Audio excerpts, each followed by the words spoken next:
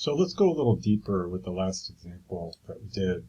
Essentially what I have here is I have a function g of x, y, z, and I have graphed. So this is in 4 dimensions, and this is our inverse force field potential function. So the potential function for the inverse force field.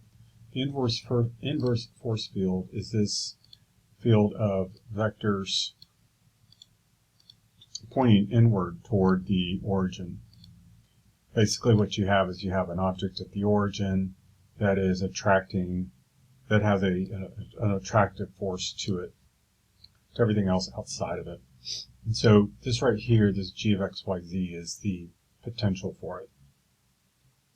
So what I've done is I've looked at a, so this is a 4-dimensional manifold, a 4-dimensional surface essentially, and I'm looking at a level surface of it. So a level curve of a 4-dimensional surface is going to be a surface itself in 3 dimensions.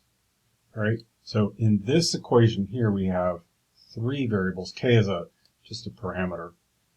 The x, y, and z are the variables themselves. So we have 3 variables. So it's a 3-dimensional object.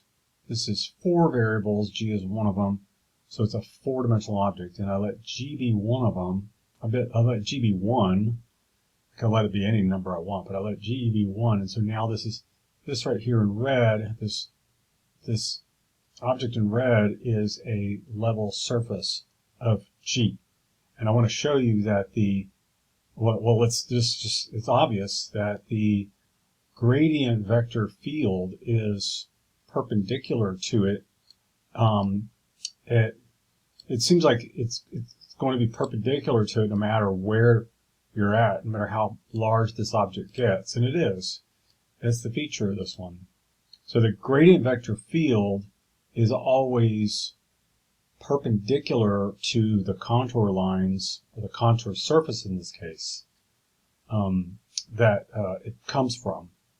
So if I take the gradient of G here, that field, so that's the field of vectors, this is formed by it in green here, that is perpendicular to the level surfaces of the original function. So I'll show you another example of this. We can look at what we had in the previous video, this one here. So what we have here is the gradient vector field of this function here, f of x, y, z. So this is a 4-dimensional object.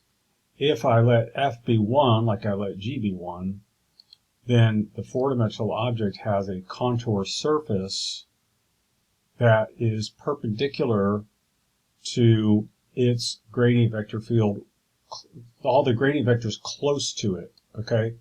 So, for example, this vector here is, if you extend it, it's probably not perpendicular to it, it's not orthogonal to it, but the ones close to it are.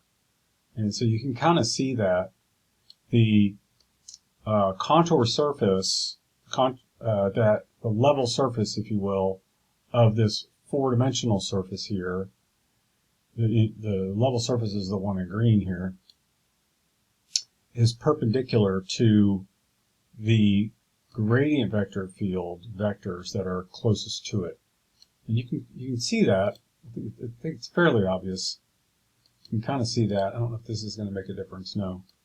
But so I just wanted to point that out. We went over this in 2 dimensions in a previous video.